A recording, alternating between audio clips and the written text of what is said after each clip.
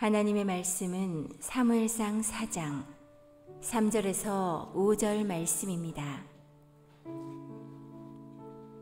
백성이 진영으로 돌아오매 이스라엘 장로들이 이르되 여호와께서 어찌하여 우리에게 오늘 블레셋 사람들 앞에 패하게 하셨는고? 여호와의 언약궤를 실로에서 우리에게로 가져다가 우리 중에 있게 하여 그것으로 우리를 우리 원수들의 손에서 구원하게 하자 하니, 이에 백성이 실로에 사람을 보내어 그룹 사이에 계신 만군의 여호와의 언약궤를 거기서 가져왔고, 엘리의 두 아들 홈니와 비느하스는 하나님의 언약궤와 함께 거기에 있었더라. 여호와의 언약궤가 진영에 들어올 때에 온 이스라엘이 큰 소리로 외치매 땅이 울린지라. 아멘. 옆에 분 같이 인사할까요? 덥죠? 힘내세요. 이렇게 한번 앞뒤로 좀 인사해 볼까요? 옆으로도 인사하고. 많이 더우시죠? 힘내십시오. 네, 힘내십시오. 환호성이 있지만 그렇게 환호성에 기뻐할 수가 없는 상황들이 있죠. 예를 들어 군대가 빵빠레를 울리고 막 화려하게 하지만 사실은 훈련소 입소하는 훈련병은 굉장히 힘든 표정으로 훈련소에 들어가겠죠. 환호성이 있다고 다 좋은 건 아니에요. 오늘 하나님의 법궤가 오니까 이스라엘이 막 환호성을 지르면서 기뻐했지만 과연 하나님께서 그렇게 기뻐하셨을까 생각해 보는 거죠. 이런 비슷한 분위기가 예수님께서 예루살렘 성에 입성하실 때의 분위기와 좀 비슷하지 않을까, 이런 생각을 해봤어요. 종려나무 가지를 흔들고 아이들이 호산나를 외치고 주의 이름으로 오시는 이를 맞이하겠다고 겉옷을 깔고 사람들 기뻐했지만, 며칠 뒤에 이 사람들이 예수님을 향해서 어떤 말을 하게 될까요? 십자가에 못 박으라고 외치는 사람들이거든요. 예수님을 지금 환영하는 이유는 로마의 압제에서 벗어나고 세금 좀 덜 내고 자유롭게 살고 그러면 참 좋겠다, 이런 마음으로 예수님을 환영하는 거죠. 그러면 정말 예수님께 내 인생을 걸었고 그분의 인도를 따라가려고 부르는 게 아니에요. 나한테 내 배를 좀 더 채우고 나 좀 더 괜찮게 살게끔 해줄 거라는 기대감 때문에 예수님을 불렀거든요. 그런데 채찍질 당한 예수님 보니까 별 볼 일 없는 것 같아요. 투자할 가치가 없구나, 이 생각이 드는 순간 우리는 냉철합니다. 그냥 십자가 달아버려라 이러고 소리치는 거죠. 우리 계산 바로 들어갑니다. 나한테 도움이 안 될 것 같아? 그럼 그냥 버리는 거예요. 그러니까 그걸 버릴 수 있는 사람들이 외치는 환호성, 그걸 받으시고 예수님이 좋아하셨을까? 사람들의 속에 있는 것을 아시고 그 속에서 움직이는 걸 아시기 때문에 사람 의지하지 않는다고 말씀하신 예수님이 그 환호성을 받으시면서 좋아하셨을까? 물론 아이들이 막 소리 지를 때 화답은 해주셨을 것 같아요. 손도 좀 흔들어 주시고. 그러나 그 속 깊숙한 곳에 알 수 없는 눈물은 나지 않으셨을까? 내 백성이, 내가 지은 창조물들이 언제쯤 창조자를 이해하고 언제쯤 본인들이 죄인이어서 영원토록 살 수 있는 방법은 하나님의 은혜밖에 없음을 알아서 어떤 것과 그 은혜를 바꾸지 않고 하나님 안에서 살아가려고 하는 중심을 잡고 이 땅을 살아가는 사람들로 변화될 수 있는 그날이 언제일까? 이러면서 그들을 보면 또 안타까워하시면서 걸어가셔야 되는 그 예수님의 알 수 없는 괴로움, 아픔, 혼자 이렇게 흐르는 눈물이 있었지 않을까 싶어요. 오늘은 전쟁터 속에 여호와의 법궤를 가져다 놨어요. 그리고 이제 그 법궤를 가져다 놓고 기대감을 가지고 이제 법궤가 왔으니까 이 전쟁을 이기겠지라고 하는 막 기쁨과 환호성과 기대로 가득 차 있는 함성으로 가득한 상태 속에 지금 들어가 있어요. 그러면 그 법궤가 하나님의 임재를 상징하는데 하나님 그걸 보시면서 어떤 마음이 드셨을까? 우리 참 그 생각을 좀 해보면서 가는 거죠. 여러분, 이제 성경을 보면 이걸 법궤라고도 부르고 언약이 들어있는 판이 있다 그래서 언약궤라고도 부르고 하나님의 약속들이 증거된다 해서 증거궤라고도 부르고 여호와의 궤라고도 부르고 다 동일한 말이거든요.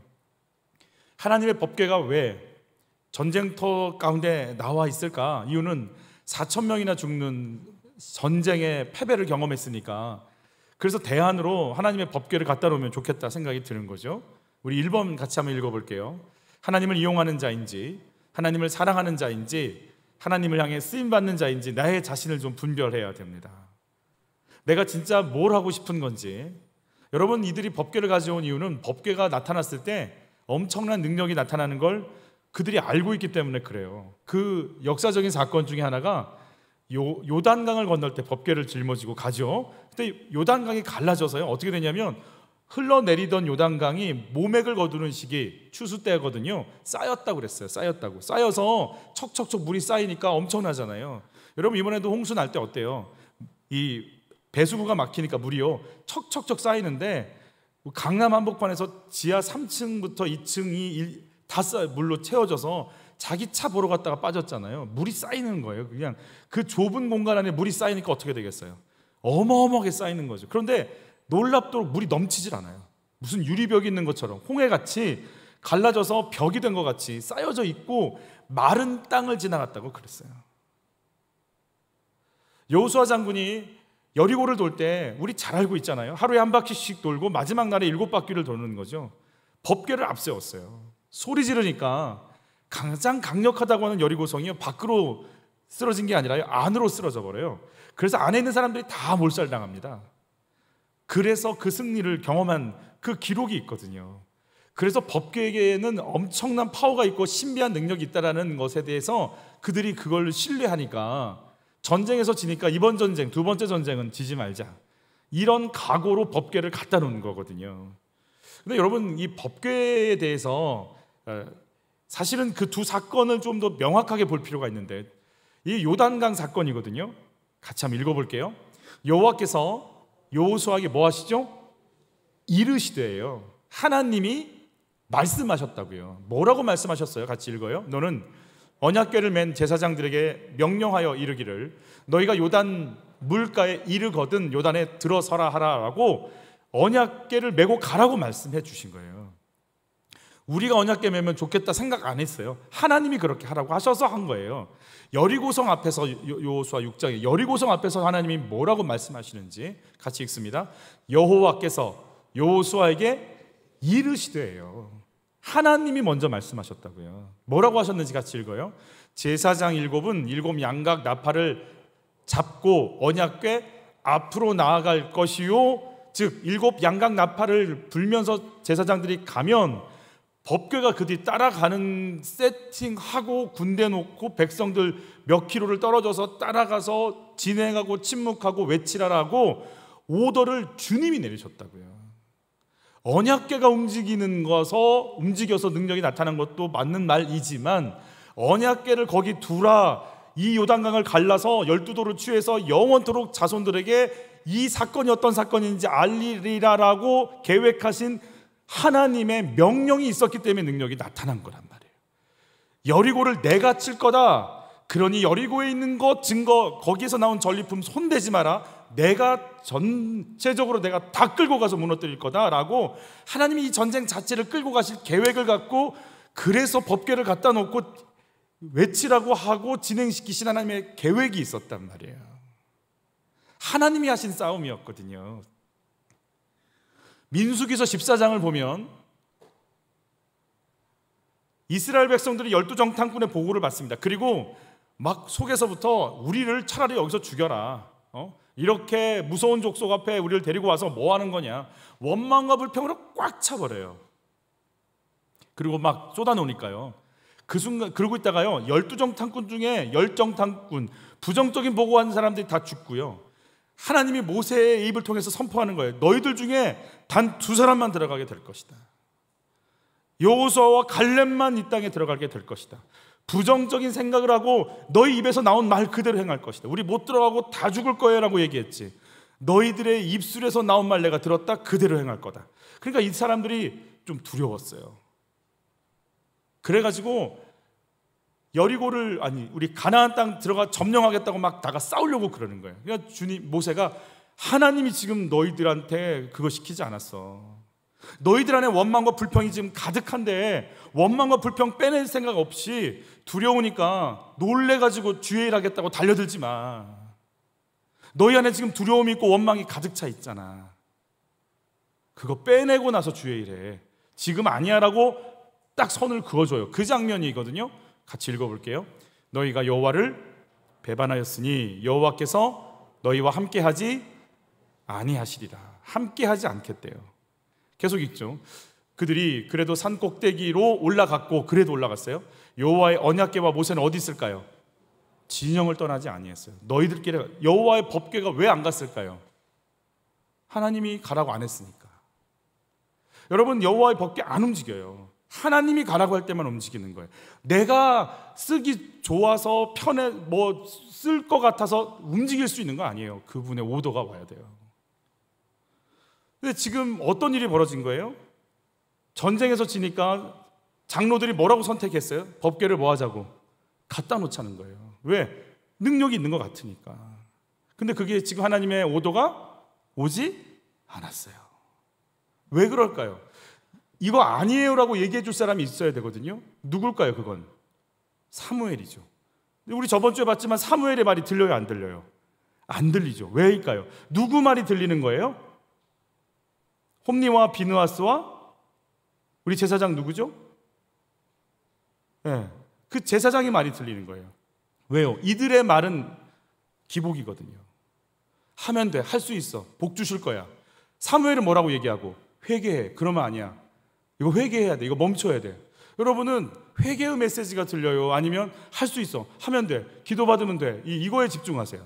여러분, 사무엘이 만약에 사무엘에게 물었으면 사무엘은 멈추라 했을 거예요. 아니라고. 뭐 하시는 거냐고. 하나님 말씀하지 않으셨다고. 홈니와 비느하스의 말을 듣는 거예요. 그쪽 라인의 말을 듣는 거예요. 그쪽은 기복이거든요. 그냥 하면 돼. 막 그렇게 하면 막 밀어붙이면 돼. 법궤의 능력이 있다는 것 알죠. 그런데 이 법궤의 능력이 있다는 것 알기 전에, 여호수아가 법궤를 앞세워서 승리했다는 사건 이전에 우리가 또 하나 좀 이스라엘의 지금 현재 장로들이 놓치고 있는 또 한 가지가 있는데, 여호수아가 아이성 전투에서 패배하고 나서 그가 어떻게 했는지를 한번 봐야 돼요. 그가 어떤 마음으로 법궤 앞에 있는지. 우리 그 장면, 아이성 전투에서 패배한 이후의 여호수아의 모습이에요. 쉬운 말 성경으로 읽어볼게요. 여호수아는 자기 옷을 찢고 저녁이 될 때까지 주의 언약궤 앞에 엎드린 채로 있었다. 이스라엘의 장로들도 옷을 찢고 머리에 먼지를 뒤집어 썼다. 주여, 이스라엘 백성이 적들에게 쫓겨 도망쳐 왔으니 내가 뭐라고 말을 할 수 있겠습니까? 가나안 사람들과 이 땅에 사는 모든 사람들이 이 소식을 듣고는 우리를 에워싸서 우리 이름을 이 지상에서 깨끗이 없애버리려고 들 것입니다. 그렇게 되면 주님의 위대하신 이름도 땅에 떨어질 텐데 주님께서는 어찌 하시렵니까? 주께서 여호수아에게 말씀하셨다. 일어나라. 무엇 때문에 엎드려 있느냐? 여호수아가 법궤를 왜 우리가 졌을까요? 이길 수 있도록 방법을 좀 알려주세요. 이길 방법 좀 찾아봐. 3일 단식기도 틀림없는 응답, 이런 거 세미나 좀 해볼까? 40일 기도 응답받자. 우리는 할 수 있다. 아자 뭐 이런 거, 그런 거 안 했어요. 하나님 앞에 하나님의 이름이 걸린 전쟁이 왜 졌죠? 하나님. 그리고 법궤, 즉 하나님의 임재 앞에서 자신이 엎드렸어요.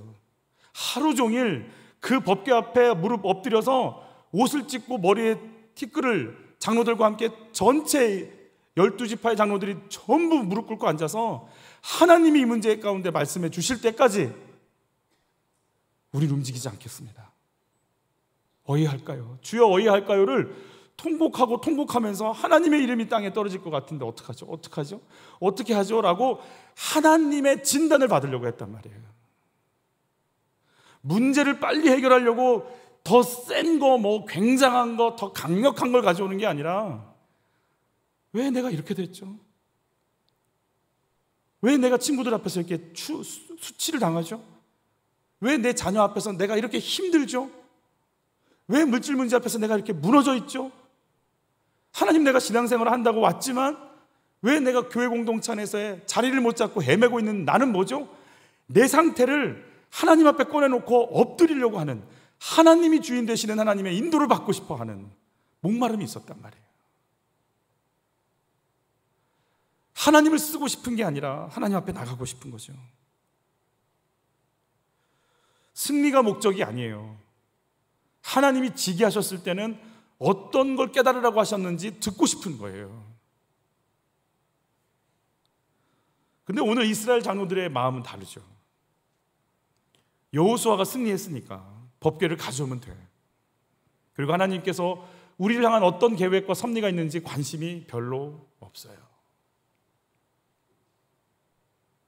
내 아이들이 성공하기를 바라고 합격하기를 바라고 좋은 데 취직하기를 바라는 거죠. 그러기 전에 하나님이 내 아이를 향한 계획이 뭔지, 내 아이는 하나님 뜻을 받아들이고 있는지, 내 아이의 포인트가, 초점이, 레이더가 하나님께 가 있는지, 하나님 어찌할까요를 외칠 수 있는 마음이 있어야 되는 거예요. 여러분이 무조건 성공하면 어떻게 될 것 같아요? 막힘없이 모든 게 잘 돼.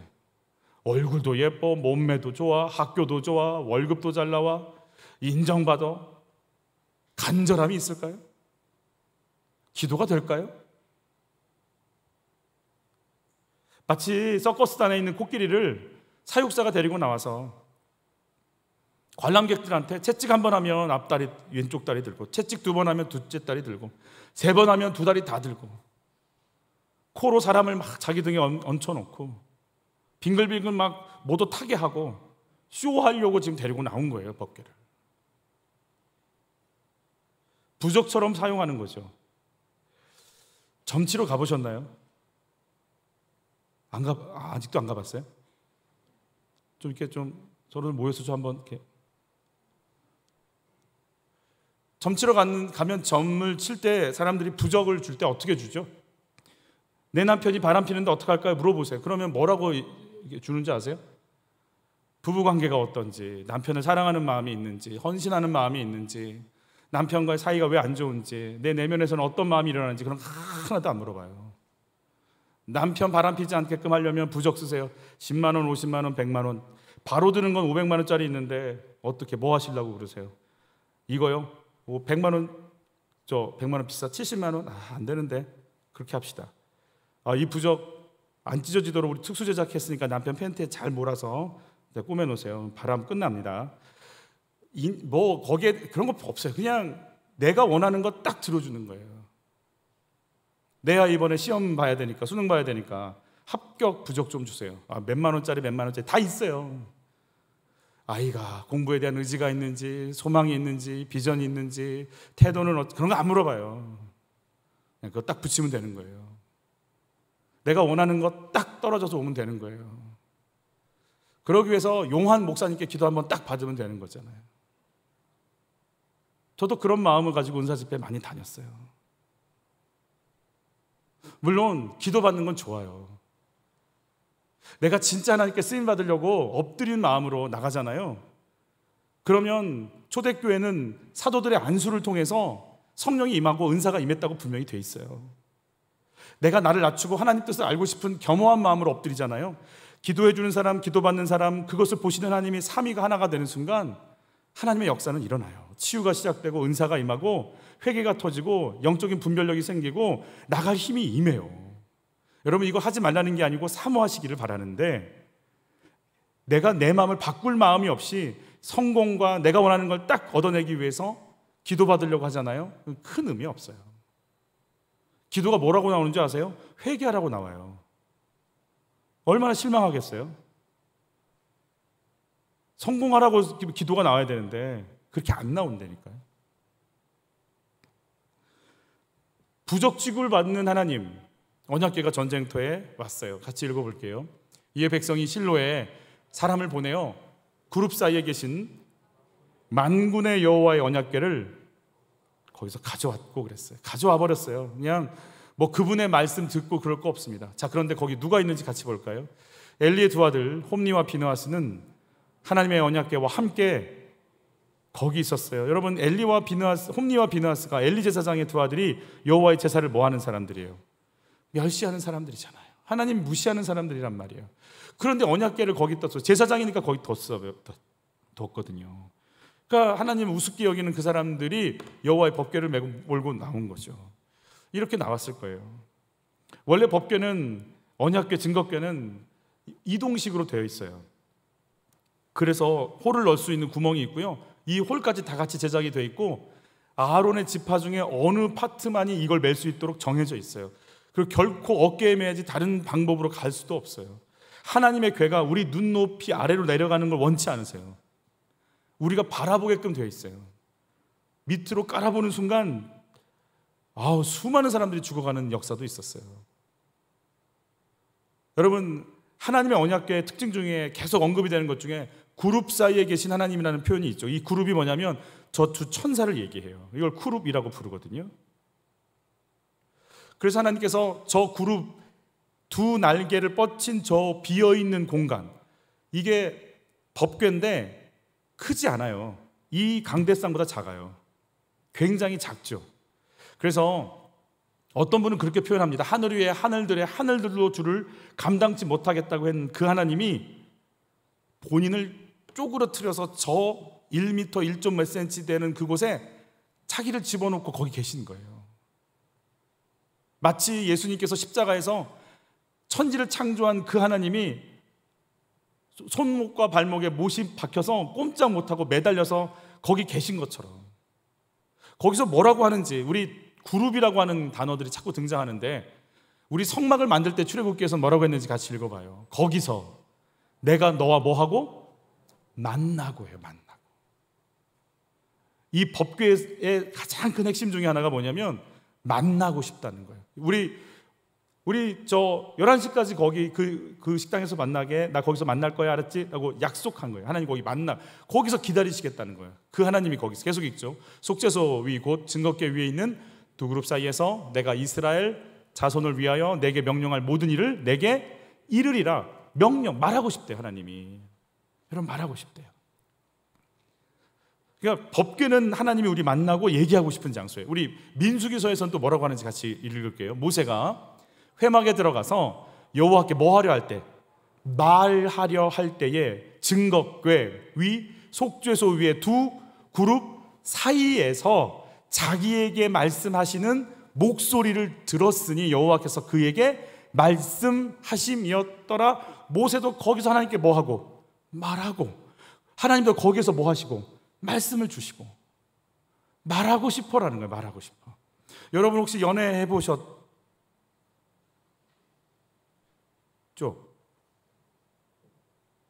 그런 얘기 하면 안 된다고요? 어떻게? 연애 결혼하셨죠? 집사님. 네. 연애할 때 보고 싶지 않습니까? 헤어지면. 같이 있고 싶은데 또 헤어지고, 같이 있고 싶은데 또 헤어져. 차라리 결혼을 하자. 그게 결혼 아니에요? 너무 보고 싶으니까. 그렇죠? 그렇죠. 집사님도 연애 중매구나. 여러분, 사랑하는 사람하고 만나고 싶지 않아요? 정말 저도 그랬거든요. 연애할 때 너무 만나고 싶은 거예요. 너무 만나고 싶은 거예요. 가슴이 막 뛰는 거예요. 너무 보고 싶은 거예요. 너무 보고 싶은 거예요. 너무 보고 싶은 거예요. 하나님이 우리한테요, 보고 싶어. 만나고 싶어. 나 얘기하고 싶어. 나 너희들하고 얘기하고 싶어. 제발 나 좀 만나줘. 너희들이 할 말 내가 거기서 들을게. 나도 너희한테 할 말이 있거든. 내가 너에게 할 말이 있어. 말하고 싶어. 만나고 싶은 거예요. 만나고 싶은 거예요. 그 간절함, 그 사랑, 그 목마름이 있는 거예요. 나 거기서 너 기다리고 있을게. 나 거기서 너희들 기다리고 있을게. 여러분, 그런 주님과의 만남들이 열리길 축복해요. 다윗은 뭐라고 얘기했는지 또 읽어볼게요. 다윗이 일어나 자기와 함께 있는 모든 사람과 더불어 바알레 유다로 가서 거기서 하나님의 궤를 메어 오려 하니, 그 궤는 그룹들 사이에 좌정하신, 또 아시겠죠? 어딘지? 만군의 여호와의 이름으로 불리는 것이다. 그 법궤 위에 있는 그룹 두 날개를 펴서 있는 그게요, 뚜껑이거든요. 뚜껑이 그렇게 요란하게 생겼어요. 그 뚜껑을 뭐라고 부르냐면 시은 좌라고 부르는데, 오늘 다윗은 거기를 뭐라고 했냐면 그룹들 그 사이에 공간에 그 사이에 좌정하셨는데 만군의 여호와의 이름으로 불려졌다는 거예요. 하나님의 이름이라는 건 뭐예요? 하나님이란 말이에요. 여러분, 아무 힘없는 사람이 왕이 준 어명을 붙잡고 달려가는 사람을 파발병이라고 불러요. 달려가면서 한마디 외치면 돼요. 어명이라고 외치면 어떤 성문도 열게 돼 있어요. 왕의 명령이 전달되는 거 방해하지 말라 이거예요. 어명을 받으라 그러면 자기보다 훨씬 높은 사람이라 할지라도 그 사람은 어명 앞에서 무릎 꿇고 왕의 명령 받으려고 기다리는 거예요. 여러분, 문서에 자기 사인이 들어가고 자기 도장이 들어가는 순간 그 문서는요, 그 사람의 힘, 권위를 그대로 반영하는 거 아니겠어요? 거기에 사인했냐, 거기에 당신이 적혀 있냐, 그렇게 중요한 거 아니겠습니까? 하나님의 이름이 거기 있다라는 건 하나님이 계시다라는 얘기예요. 하나님의 영광, 하나님의 임재, 하나님의 권위가 그 두 그룹 사이에 좌정하신 그곳에 그대로 있다라는 거죠. 법궤에는 하나님의 이름이 있는 것이고 하나님의 이름이 있다라는 건 하나님이 계신 거예요. 그러면 법궤를 소홀히 여기고 법궤를 무가치하게 여기는 건 하나님의 이름을, 하나님을 그렇게 여기는 것이고, 법궤를 존중히 여긴다라는 것은 하나님의 법궤를, 하나님의 이름을, 하나님을 그렇게 존중히 여기겠다라는 거예요.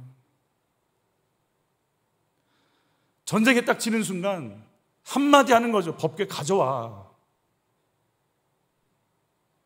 가져와. 그분의 명령 없이는 움직인 적도 없는 법궤가 내가 필요하니까 갖다 쓰는 게 돼버렸단 말이에요. 여러분, 다시 이 두 부분을 볼 거예요. 거기서 너와 만나고 무슨 위? 속죄소라고 불러요. 그 뚜껑의 이름을 뭐라고 부르면 속죄소 시은좌라고 불러요. mercy seat, 은혜의 보좌라고 불러요. 용서하신다, 죄를 속해주시는 자리다라고 불러요. 우리 민수기도 동일해요. 우리 아랫줄만 읽어볼게요. 증거께, 위, 속죄소 위의 두 그룹 사이, 즉 용서하는 자리라는 거예요. 용서를 해서, 이건 신약으로 말하면 어떤 상태예요? 예수님이 피 흘리신 상태예요. 예수님이 피 흘려서 죄를 사해서 우리가 하나님 앞에 나올 수 있도록 문을 열어놨단 말이에요. 여러분, 이번 주에 새벽 예배 큐티, 출애굽기 큐티 해보셨어요? 우리 토요일 날 큐티가 뭔지 아세요? 하나님의 임재가 오니까요, 하나님의 임재 앞에서 함부로 와서 죽임당하지 않도록 조심하라고 경고하는 거예요. 죄인이 하나님 만나면 죽어요. 여러분, 우리가 하나님 만나면 죽어요. 그래서 중보자인 누가 오셔야 되는 거예요? 예수님 오셔서 피로 흘려서 씻어주시고 갈 수 있도록 우리를 코팅해 주셔요. 보혈로 코팅해 주셔서 우리의 신분을 바꾸셔서 깨끗하다 인쳐 주셔서 칭의라고 하잖아요. 의롭다 칭해 주는 거예요.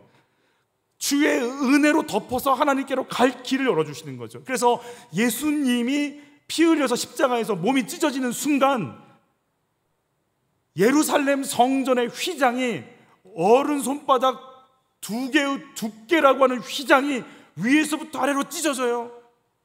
그러면서 뭐라고 부르는 거예요? 너희가 하나님께 은혜의 보좌 앞으로 나올 새롭고 살 길이라고 불러주시는 거예요. 예수님이 죽으시면서 하나님께로 갈 길, 하나님의 말씀을 듣고 하나님께 말할 수 있는 길을 열어버리셨다는 거예요. 내가 예수를 죽여서 너희들과 얘기할 준비를 한 그 속죄소 위에서 너희와 얘기 나누자, 너희랑 얘기하려고 새로운 신형 핸드폰 산 게 아니라 내 아들이 죽어가면서 이 길을 열었다. 그만큼 나는 너희와 교제하고 싶다. 너희를 만나고 싶다. 왜냐하면 창세기에서 사단이 하나님 말씀 들을 수가 없어, 선악과 따먹으면 하나님 자리로 가니까 네가 하나님이니까 굳이 하나님의 도움 받지 않아도 되라고 하면서 사단이 하나님과의 관계를 막아버렸기 때문에 그 죄값을 치르시고 그 관계를 여시고 대화하고 싶고 만나고 싶어 하는 하나님, 나는 너희와 교제하겠다. 이걸 막은 사단을 내가 가만두지 않을 것이며 나는 기필코 너희와 교제하는 인생을 나누리라. 나는 그 삶을 너희와 이루기 위해서 이 땅 가운데 너희를 뒀다라고 얘기하면서 내가 너희를 거기서 만나겠고 내가 거기서 너희와 얘기하겠다라고 말하는 거예요.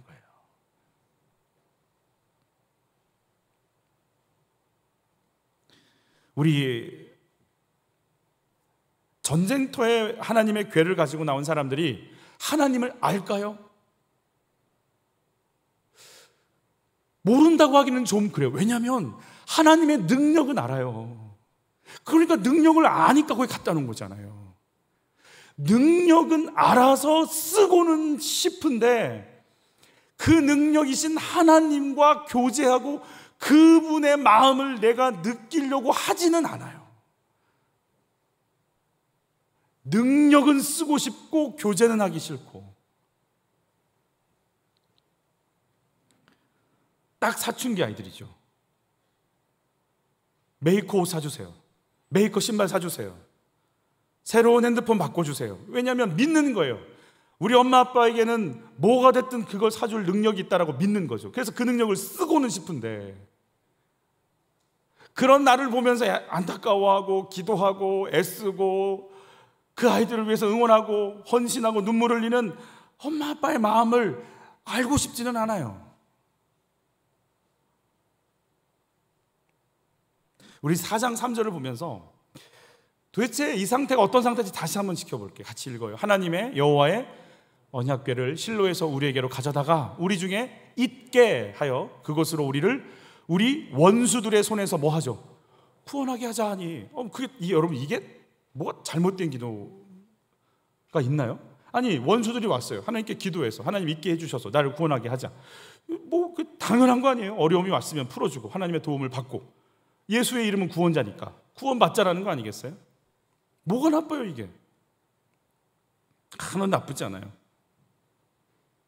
근데 구원의 대상이 사실은 좀 고민해 볼 대상이에요. 여러분, 결론적인 얘기를 할게요. 저희는 이제 다음 세대 공동체와 공과를 계속 맞춰서 가니까 이 부분을 해서 나오는 이 법궤에 대한 이야기들은 앞으로 4주간 계속될 거예요. 법궤에 대해서 많이 이제 묵상하게 되실 텐데, 좀 전체적인 얘기를 하자면 결국 여호와의 법궤는 블레셋에게 뺏깁니다.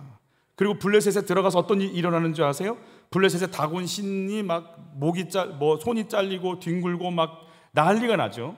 그리고 블레셋 지역에 재앙이 오기 시작하는데, 어마어마한 재앙이 와서 이 사람들이 견딜 수가 없으니까 이 코로나보다 훨씬 강력하게 사람들이 막 죽어나가니까요, 이 원인은 이 법궤에 있다는 걸 알고 결국 법궤를 이스라엘로 보내버리는 사건이 일어나요. 자, 여러분 다시 한번 생각해봐요. 이스라엘 군사 한 명도 없는데 하나님의 법궤가 블레셋을 다 뒤집어 버려요. 그냥 그분의 법궤 하나로.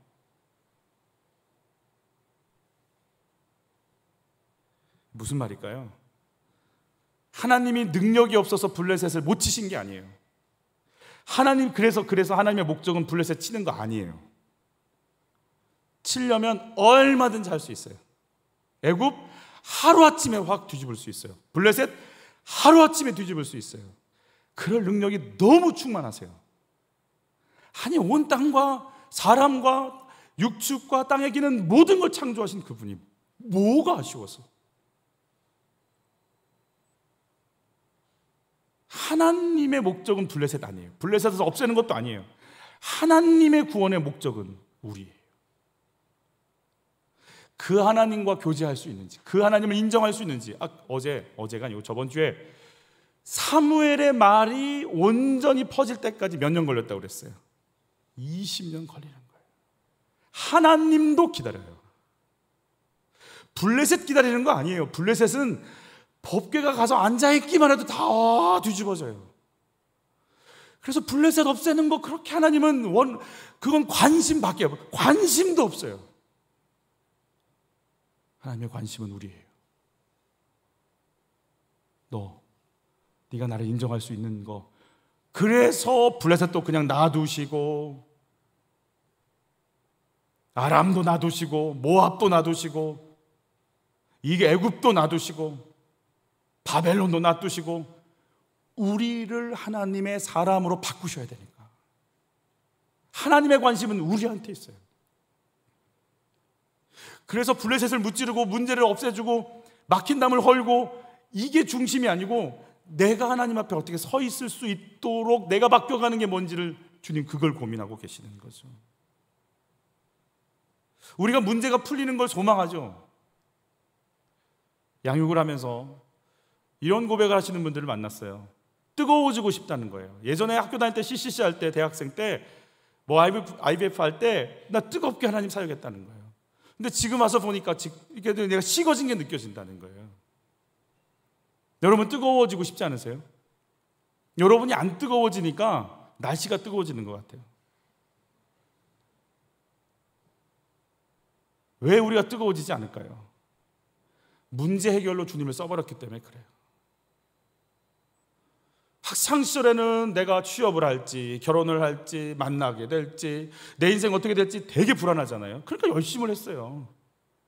근데 직장 생활하고 직장도 익숙해져, 집안도 익숙해져, 월급은 잘 나와, 애들도 알아서 잘 커, 교회 가도 인정받아, 잘 살아. 내가 갈급할 필요가 있어요? 없어요. 문제풀이로 주님을 만나버렸어요. 내가 나를 왜 지었는지, 나를 왜 이 땅에 두셨는지, 왜 날 위해 예수가 죽으셨는지 사명으로 눈뜨질 않았기 때문에 편안해지면 같이 다운돼요.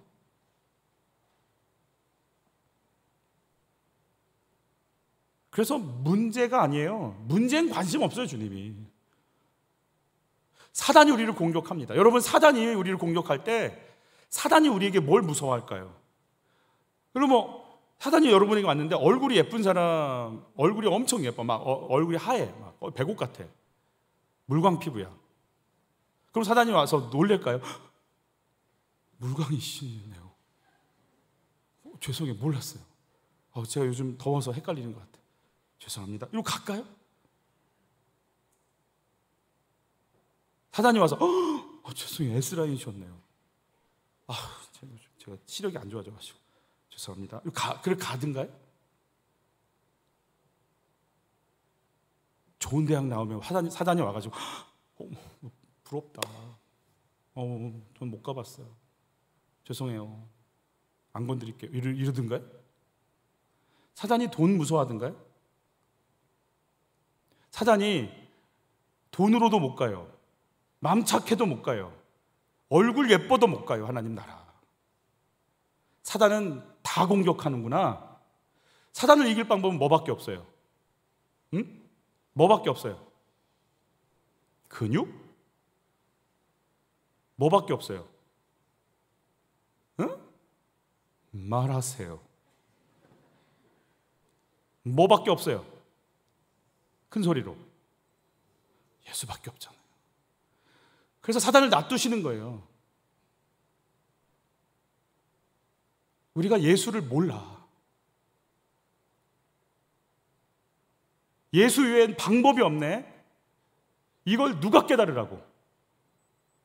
내가. 예수밖에 없네. 다 필요 없네. 다른 걸로 안 되네. 얼굴로 안 되네. 예수밖에 없네. 그거 생각하라고. 그래서 사단이 활동하도록 내버려 두세요. 사단에겐 관심 없어요.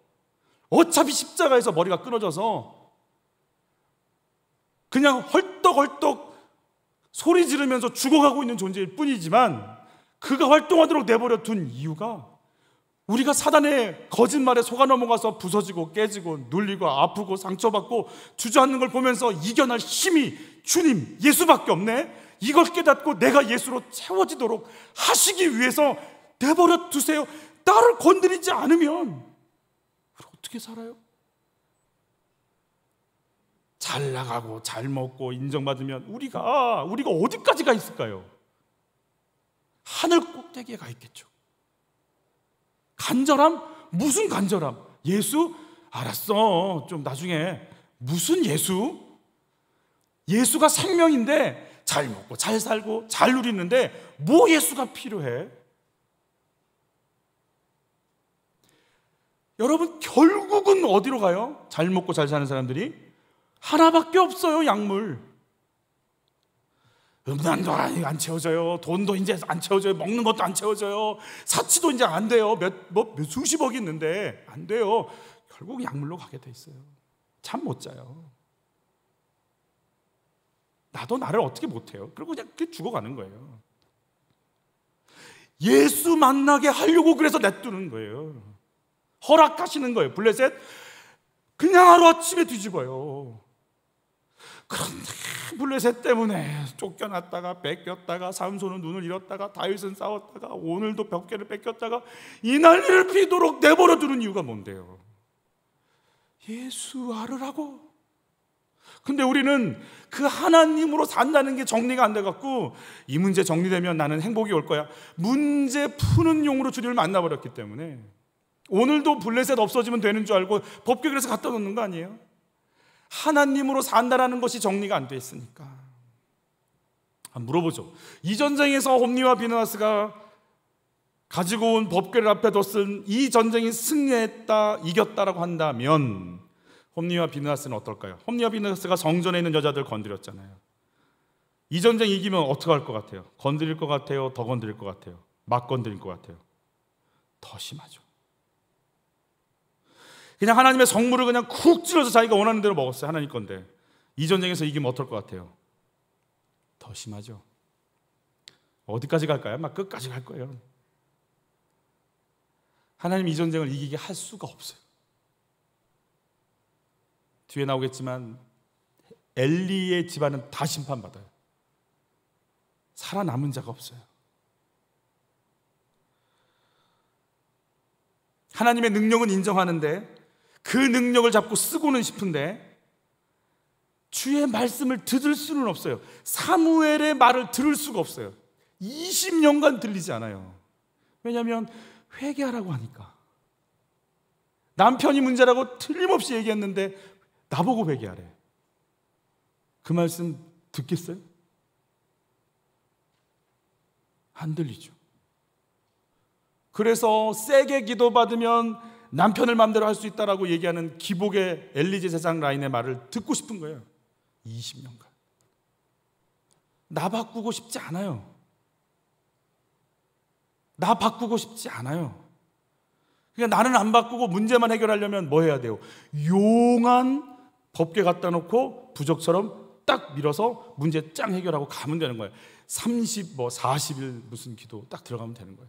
그게 나쁘다는 거 절대 아니에요. 나를 바꾸려고 한다면 그 기도 가운데 능력이 나타날 거예요.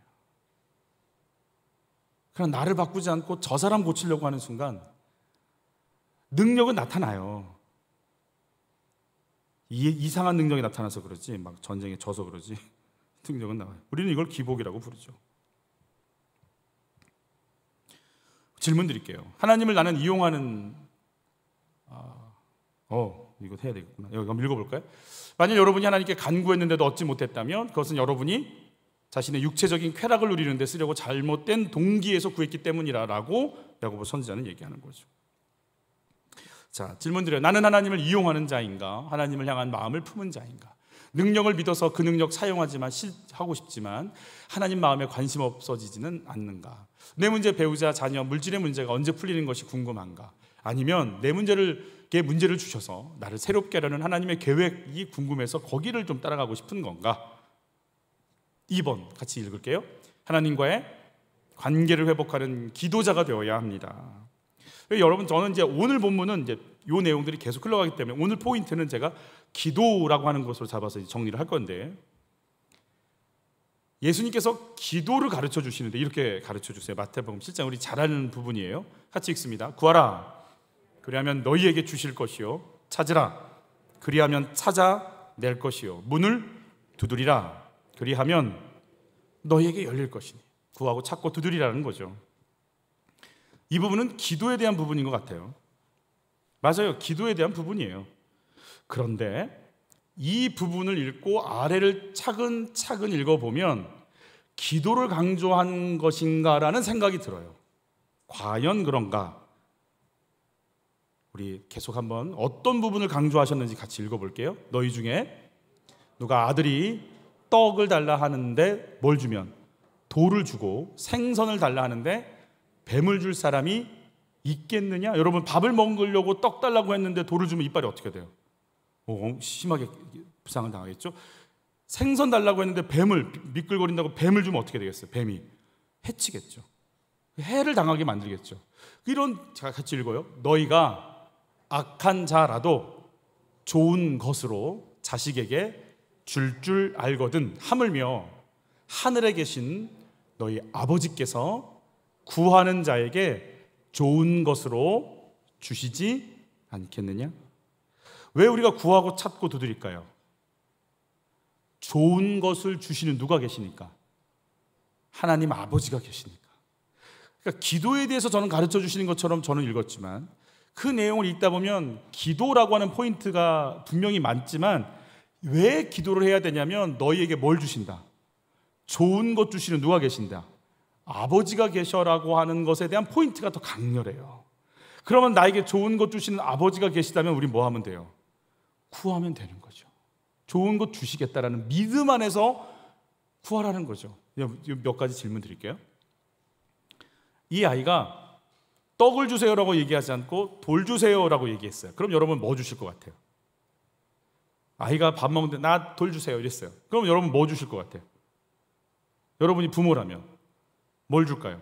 떡을 줄까요? 돌을 줄까요? 큰 소리로 얘기해 보세요. 떡을 주죠. 왜냐하면 돌 주면 아프니까, 상처받으니까. 여러분, 내가 잘못 구해도 주님이 그거 주실까요?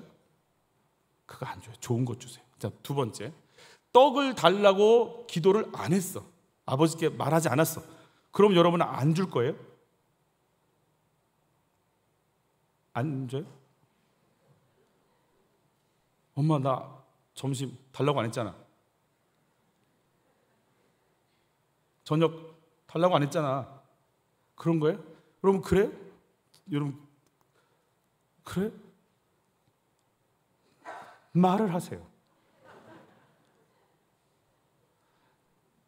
떡 달라고 하면 떡 주시죠. 돌 달라고 해도 떡 주시죠. 달라고 얘기 안 해도 주세요, 안 주세요? 주죠. 기도와 상관이 없죠. 내가 기도해서 삽니까? 여지껏 기도해서 살았어요? 한 번이라도, 물론 그런 거 기도하는 분이 있을 거라 저는 생각하는데, 한 번이라도 맥박수 놓고 기도한 적 있어요? 하나님, 헤모글로빈 수치를 몇으로 정해 주시옵고 간 수치는 몇이 되게 하여 주옵시며 위 소화액과 쓸개 소화즙, 담즙이 정확하게 나오게 하여 주셔서 대장운동에서 잘 빠져나가게 하옵소서. 기도한 적 있어요? 할 수 있다고 말씀드렸어요. 이쪽에 장애 있는 분들 할 수 있을 거, 막 뭐 누워서 막 뭐 떼내고 막 장기 이식하고 이런 분들은 그 기도 할 거예요. 틀림없이. 근데 진짜 그 기도해서 살았냐고 지금까지. 기도한 적 있어요? 자전과 공전이 이루어지게 하옵시고 해안선 넘어서 물이 안 넘어오게 하여 주시오. 이런 기도 했어요? 안 했잖아. 한 적 없잖아. 우리가 기도해서 살았냐고. 우리 기도해서 산 거 아니에요. 주의 은혜로 살았지. 자, 그런데 더 충격적인 구절이 또 있어요. 같이 읽어볼게요. 그러므로 그들을 본받지 말라. 구하기 전에, 뭐 하기 전에? 기도 안 했어요. 구하기 전에. 계속 읽어요. 너희에게 있어야 할 것을 하나님 너희 아버지께서 하시느니라. 제가 이 구절을 가지고 저희 어머니께 이렇게 얘기한 적 있다니까요. 엄마, 응? 하나님이 우리 아시지? 아시지. 하나님 우리 필요한 거 아시지? 아시지. 왜 기도해? 아니, 아시잖아. 뭐가 있어야 할 걸 아시잖아. 내 수준도 아니야. 그 누구 수준으로 아시는 거예요? 하나님 수준으로 알고 계시잖아요. 아니, 하나님 나 대학 가게 해주세요. 그리고 대학 갔어. 그 대학만 가요? 대학 가서 교수님 만나고 레포트 써야 되고 취업을 준비해야 되고 연애도 해야 되고 친구도 사귀어야 되고 인격도 훈련 받아야 되고 깊어지고 넓어지고 돈에 대해서, 사회에 대해서, 경제에 대해서, 시간 관리에 대해서 모든 것이 와야 되잖아요. 그냥 대학 그것만 하나만 이렇게 주시는 게 아니잖아요. 나는 요거 하나 구하지만 다 주시잖아요. 아이들 소풍 갈 때 뭐 먹고 싶어? 그럼 아이들은 많이 얘기 안 해요. 나 뭐 김밥. 그럼 뭐 김밥만 주나요? 과자에, 음료수에, 과일에, 수건에, 시원한 거에, 껌에, 뭐에 다 싸서 줘요. 하나님 수준이라는 게 있어요. 내가 구한 대로 살았냐고. 그분이 지금도 모든 걸 공급하고 계시잖아요. 근데 그분이 뭐라고 하시냐면 난 너희가 있어야 될 걸 알아, 이렇게 얘기하신단 말이에요. 그러면 물어볼게요. 아니, 그분이 나에게서 알아. 그분이 내가 뭐가 있어야 될지 알아. 그러면 나는 뭔 기도를 해야 돼요? 아니, 나를 알아. 내가 기도하는 것보다 훨씬 좋아. 저는 이런 생각도 해봐요. 하나님이 기도를 시켜서 하는 것도 있어요. 다 뭐 이렇게 자연스럽게 흘러가지만 어떤 사람들의 기도를 듣기를 원하셔서 남북 통일을 위해 기도하고 대한민국을 위해 기도하고 청소년을 위해서 기도하고 하나님이 그 영광을 그대로 나타내시지만 그 기도를 해서 하나님의 영광을 누릴 수 있도록 우리에게 시간과 공간과 참여할 수 있는 기회를 주시는 것 같아요. 그런 분들이 계세요. 그게 막 아파서. 저는 그런 분들이 더 많아지시길 축복해요. 빨리 아멘 하세요. 언제 아멘 해야 될지 모르겠죠. 제가 친절하고 자세하게 언제쯤 아멘을 해야 될지 알려드릴 테니까 다시 한번. 하나님의 영광에 참여하도록 우리를 부르실 때가 있어요. 여러분 거기 참여하시길 축복해요. 아멘. 그러면 다시 돌아와서 하나님이 나를 아신다. 무슨 기도하냐니까? 그리고 나보다 훨씬 정확해. 여러분 나를 향한 모든 걸 알고 계셔. 내가 뭐가 있어야 될지 아셔. 그러면 우리 뭐 구하면 될까요? 또 따라서 하실까요? 하나님의 뜻이 하늘에서 이루어진 것 같이 나를 통해 하나님의 뜻이 이 땅 가운데 이루어지기를 소원하나이다. 하나님 뜻을 구하는 거지. 그 뜻 안에 모든 게 다 포함이 되어 있으니까. 그럼 하나님 뜻이 내 속에 이루어지기를 원합니다. 하나님의 수준으로 내가 살아가기를 원합니다. 여러분 그 기도가 드러나시기를, 그 기도가 고백되어지시길 축복하는 거죠. 여러분 마태복음에서는 좋은 것 주신다고 그랬어요. 그런데 그 좋은 것이요, 누가복음에서는 성령을 주시겠다라고 표현되어 있어요. 하나님이 볼 때 좋은 건 성령이세요. 그럼 성령이 내 안에 임했을 때 어떤 일이 벌어지는가? 성령이 하실 때 같이 한번 읽어볼게요. 하나님의 영으로 말하는 자는 누구든지 예수를 저주할 자라 하지 아니하고 또 성령으로 아니하고는 누구든지 예수를 주시라 할 수 없느니라. 예수님이 나의 주 되신 것을 누가 가르쳐 주시는 거예요? 성령께서 가르쳐 주세요. 야, 예수가 너의 주인이야. 사단이 너 못 건드려. 예수가 너의 주인이야. 주인이 너를 통해서 일하실 거야. 너의 인생은 하나님이 책임지는 인생이야. 걱정하고 염려할 거 없어.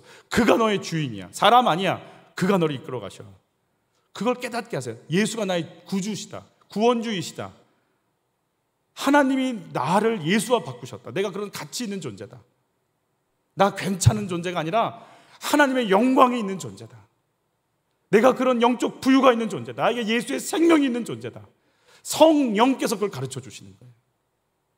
외모로 학벌로 가지고 있는 달란트와 재능으로 나를 평가했지만 내 안에 예수가 생명이신 예수가 나의 것 되셨다. 나에게 생명으로 오셨다. 내가 그런 가치가 있다. 내가 기도하면 하나님이 들으신다. 내가 축복하면 하나님이 이루신다. 내가 그런 존재다. 내가 이 땅에서 하나님의 일을 이루려고 이 땅에 있다.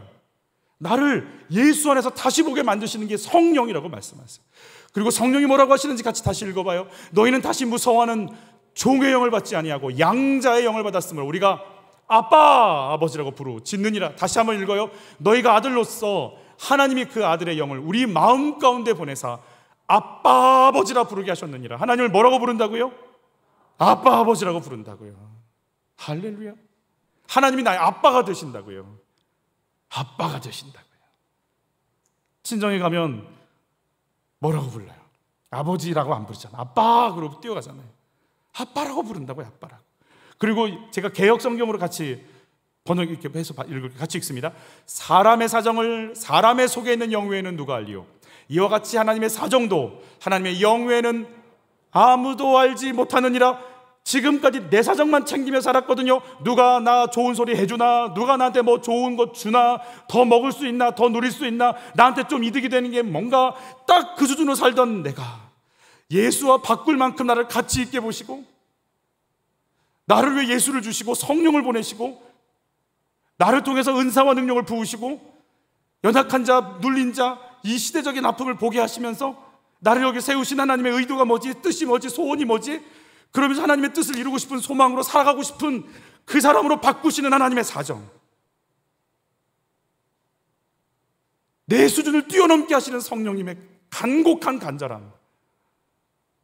그래서 내가 갖고 있는 수준을 찢어버리고 하나님이 원하시는 수준 가운데로 가고 싶고 날아가고 싶은 소원, 기껏 태야 시간 나면 게으르고 나태하고 음란했던 내가 성령이 만지기 시작하는 순간부터 하나님 제가 할 일이 뭐가 있나요? 뭘 하기를 원하시나요? 내 인생을 어떻게 쓰실 건가요? 묻고 싶고 나를 내어놓고 싶어지는, 내가 나를 뛰어넘을 수 없었는데 나를 뛰어넘게 만드시는 성령.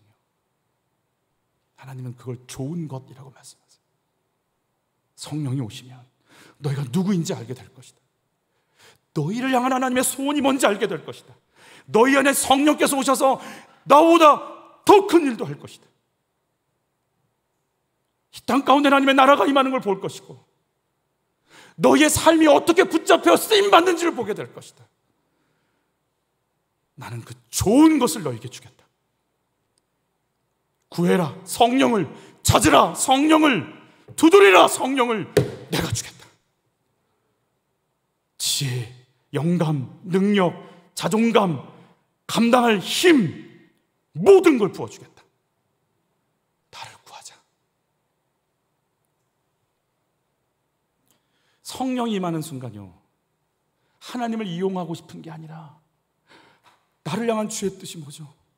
나를 통해서 하시고 싶으신 것이 뭐죠? 하나님 나를 통해 이루시고자 하는 게 뭡니까? 나를 통해 일하여 주옵소서. 제가 한 간증을 들었는데 아이가 공부를 좀 놨어요. 그래서 그 지역에서 별로 좋지 않은 고등학교로 갔어요. 이게 제가 20년 가깝게 전에 들었던 간증이니까 그때는 학생 수가 많을 때 얘기예요. 지금하고 완전 분위기가 바뀌었죠. 이 친구가 그런 학교에 갔는데 저 상태가 안 좋아요, 아이들이. 근데 이 아이가 성령의 감동을 받아가지고 교문을 붙잡고 기도를 시작하는 거예요. 하나님, 이 학교를 복음화 시켜주세요. 그러니까 이 학교는 뭐에 능한 학교냐면 문무에서 무에 강한 학교죠. 좋게 얘기해서 뭐 전교생의 80%가 오토바이를 타고 막 이런 학교. 고등학생 예를 들어 기도하는 건 나를 쓰소서, 이 학교를 쓰소서. 그리고 이 아이가 뭐라고 기도하는지, 나를 밟고 지나가소서 그랬대. 하나님, 나 밟고 이 학교에 오세요. 나를 밟고 이 학교에 오세요. 나를 밟고 이 학교에 오세요. 이 아이가 기도하기 시작하고 능력이 임하고 지혜가 임하는데 전도하기 시작하는데요. 이분이 부산에서 목회하는 목사님이셔서 제가 간증을 들었거든요. 전도를 하기 시작하는데 20년 전에, 지금도 아니고 20년 전에 아이들이 교회에 오기 시작하는데 어떤 아이들이 오냐면 여기가 없어. 여기만 있어. 노란 것도 아니고 무지개로 이렇게. 아이들이 전도해서 새 가족 온다고 좋아했더니 교회 문을 열고 들어온 애들이 이런 놀라운 건 그 학교의 70%인가 60%가 예수를 믿기 시작해. 나를 밟고 지나가달라. 내가 그 학교 들어가서 이런 학교 나와서 어떻게 하고 이런 게 아니고, 이 아이가 성령에 딱 잡히는 순간 나 밟고 지나가세요. 나 통해 일하세요. 날 통해 일하세요. 날 통해 일하세요. 차원이 다른 삶을 살기 시작해요. 노진준 목사님이라는 분의 기도 강의를 제가 들었어요. 근데 그분의 기도 강의 중에 그린웨이라고 하는 교수님께 수업을 받았던 얘기를 이렇게 해주시더라고요. 멕시코에서 사역하실 때 이분이 선교사로 사역을 하셨던 교수님인데, 하루는 누가 와서 문을 두드리더래요. 밖에 나가봤더니 10살쯤 돼 보이는 여자아이가 초라하고 막 두려워서 덜덜덜 떨면서 여기서 나가라고 하면 어떡하지 이런 마음으로 이렇게 서 있더래요. 그래서 들어와, 무슨 일이야? 물어봤더니 3살 때 엄마가 돌아가셨고 지금은 10살인데 아빠가 알코올 중독자인데 지금 총을 겨두면서 날 죽이겠다고 한대. 뭐 밥을 먹고 이런 게 아니라 목숨의 위험 때문에 나와서 방황하는데 선교사님 댁이라고 하니까 와서 도움을 구한 거예요. 이거는 밥을 먹여서 그냥 따뜻하게 씻겨주고 가라고 할 수 있는 상황이 아니라는 걸 알고, 그때도 딸이 4명 있었는데 내 딸한테 동의를 구했대요. 이 친구 내가 입양해도 되겠어? 오케이 해줬대요. 그래서 법적 절차를 거쳐서 이 아이를 입양한 거예요. 입양하는 순간에 뭐라고 했을까요? 이제부터 나는 너의 뭐야? 아빠야. 너는 내 딸이야. 필요한 거 있으면 언제든지 얘기해도 돼? 아이는 고맙다고 그러더래요. 그렇죠. 이제 안 맞고 잠잘 수 있고 먹을 수 있으니까 일단 뭐 고마운 거지. 뭐든지 얘기해도 돼라고 했지만 아이가 얘기할까요? 안 하죠. 내가 이런 얘기했다가 또 왜 그런 걸 해달라고 그러냐, 구박받으면 어떡할까, 과연 해줄까 했다가 이분들이 부담스러우면 어떡할까, 별별 생각하니라고 말 못했죠. 사랑을 한 번도 받아본 적이 없으니까. 근데 언젠간 서재에 이 아이가 이렇게 들어오더니 하는 말이, 저 아빠 왜 말해봐. 저 얘기해봐. 괜찮아. 아빠, 응? 신발끈이 하나 떨어졌어요. 신발끈 하나만 좀 주세요. 그린웨이라고 하는 선교사님이 그 얘기를 듣고 돌아서서 울었다 그래. 이 아이가 이제 나를 누구로 아는구나. 아빠로 여기는구나. 그래서 부족한 거 힘든 걸 말해도 된다고 나를 신뢰해 주는구나. 이 아이가 나에게 오는구나. 여러분, 내가 이걸 얻었느냐 못 얻느냐의 차원이 아니라 내가 하나님을 누구로 아는 거예요? 아빠로 여기는 거예요.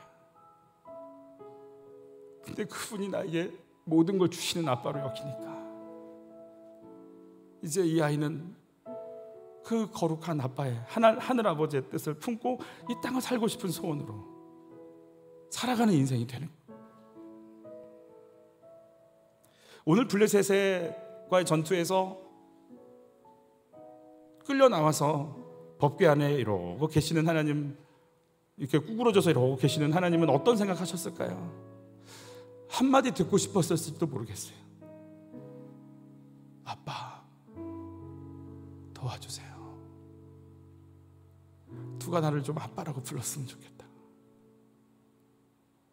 물론 구약이니까 아빠라고는 안 했을 거예요.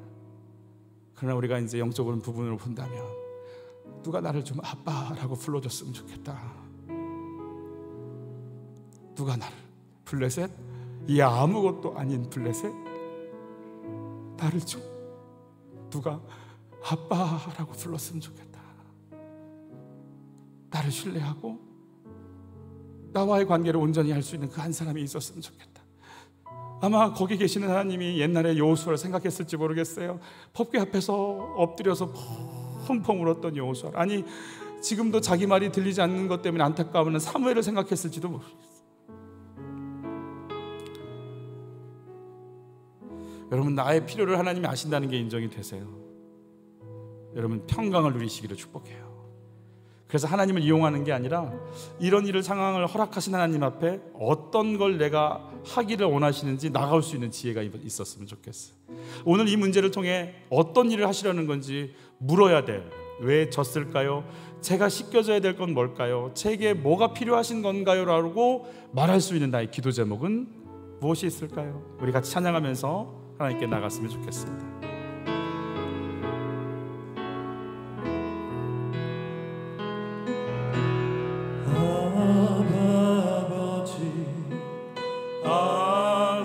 아버지, 나를 아시고 바라보시는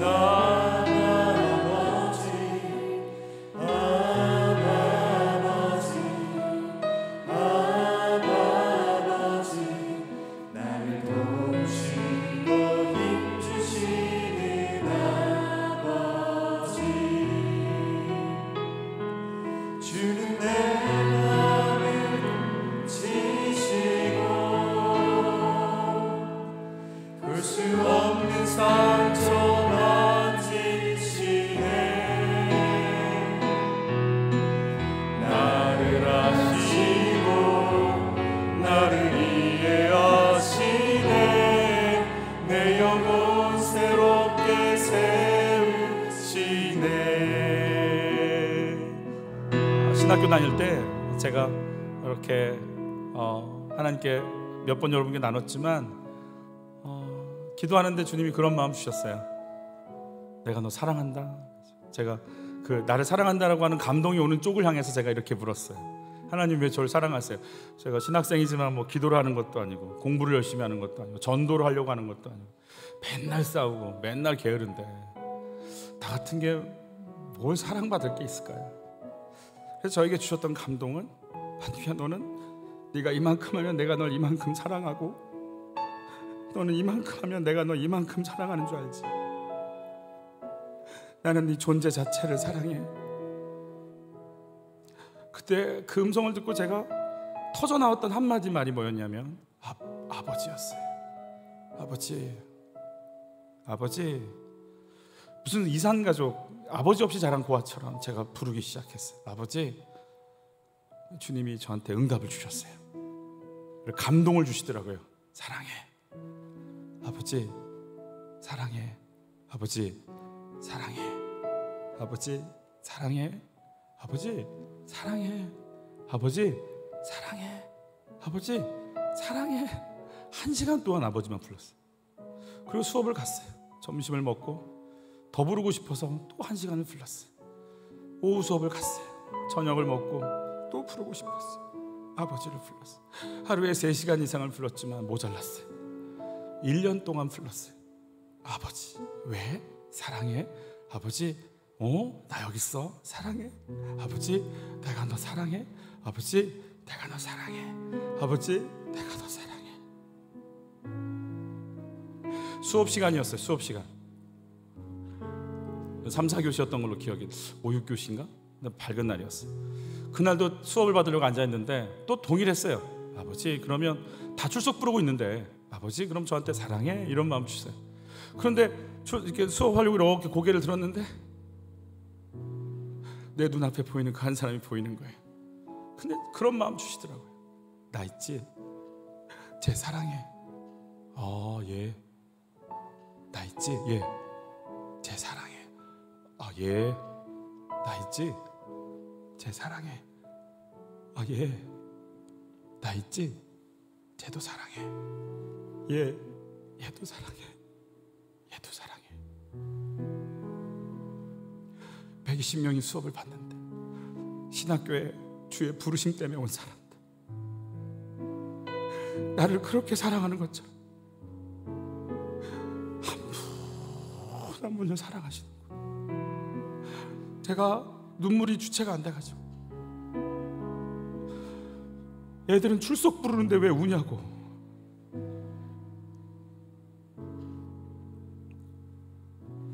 부르고 또 불렀어. 아버지, 그 뒤로부터 제가 깨달아졌어. 하나님이 나를 불렀나? 나 같은 사람이 주의 종이 될 수 있나? 제가 정말 불신이었어요. 저희 가족들도 저보고 너 같은 애는 목회하면 안 된다고 그랬어요. 하나님, 제가 부름 받은 게 맞나요? 내가 뭘 할 수 있을까요?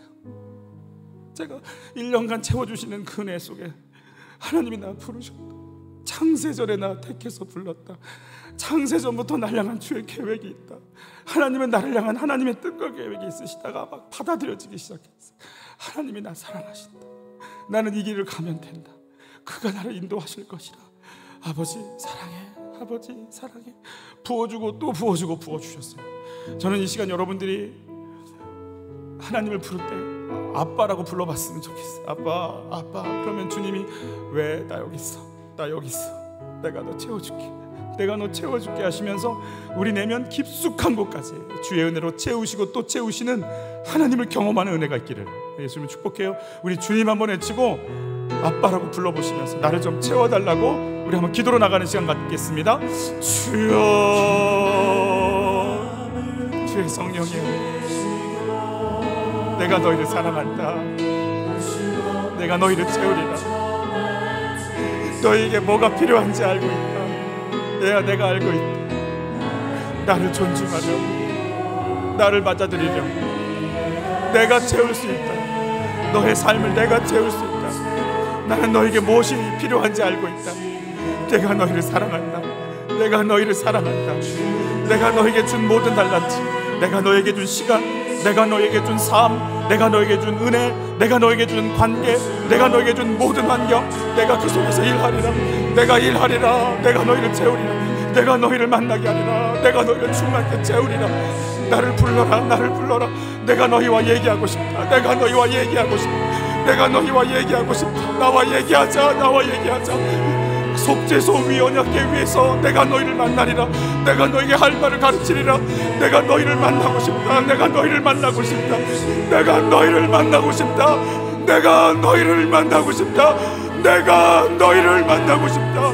하나님, 우리를 만나주십시오. 나에게 손 내미는 당신의 손을 잡게 도와주십시오. 내게 말을 거시는 하나님 앞에 내 입을 열게 해주십시오. 누구야, 누구야. 내가 너랑 얘기하고 싶다. 내가 너희랑 얘기하고 싶다. 내가 너희랑 얘기하고 싶다. 아버지, 아바 아버지, 아바 아버지, 나를 안으시고 바라보시는 아바 아버지, 아바 아버지, 내가 너에게 필요한 걸 알고 있다. 아바 아버지, 날 도우시고 힘주시는 아버, 주는 내 마음을 고치시고, 주는 내 마음을 고치시고, 볼 수 없는 상처, 볼 수 없는 상처 만지시네. 나를 아시고, 나를 아시고, 나를 이해하시네. 내 영혼 새롭게 세우시네.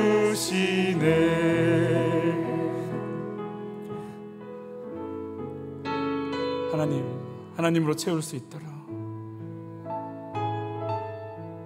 내가 주의 영으로 채워질 수 있도록, 내가 알지. 그럼 너에게 뭐가 필요한지 알지. 내가 너의 영혼까지 채우지. 네가 기도하기 전부터 나는 너에게 뭘 줄지를 계획하고 있지.